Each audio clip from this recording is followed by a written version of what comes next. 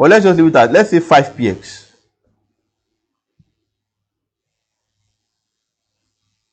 Can you see? We have added a gap in between. Okay, we have added a gap what?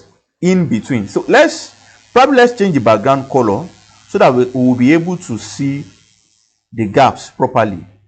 Okay, let's just leave it at black. Background color to be black. Okay, good. So can you see that there is a space in between this brown-like background, the blue background, and the yellow-green background?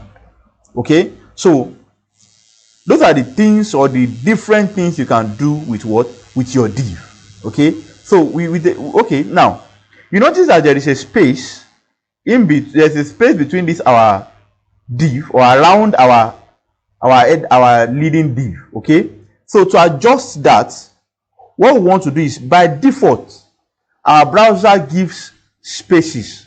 Okay, it gives spaces by default. So it is left to us as developer, or left to you as developer, to close those gaps. Okay, so to do that, we want to come back to our code. Okay, under our styling, we can decide to use a star. Okay, so the star represents the body. Okay, it represents the page defaults. Okay, so we decide to say padding. Decide to say padding 0. Okay, let's say 0px. Then we'll say margin. Okay, let's say 0px. Then we'll say our box sizing. Okay, we'll make it border box. Okay, good. So now we have not saved it yet. So I want you to see what we have here. Can you see the space around this black background, right? Good. So now let's go back to our VS Code and let's save the changes we made. Let's save it, Ctrl S. Then let's go back to our browser. Can you see it has closed? Okay. So by default, your browser will give you that spacing, or those spacings rather. Okay. So it is left to you to then close it up. Okay. Good. So what else can we do with this code? Okay, before we wrap up for today's video. Okay, let's look at something. If you look at this one, okay, let's look at how let's try adding height to it. Okay, so let's, under our styling for that particular div, okay, we want to add height to be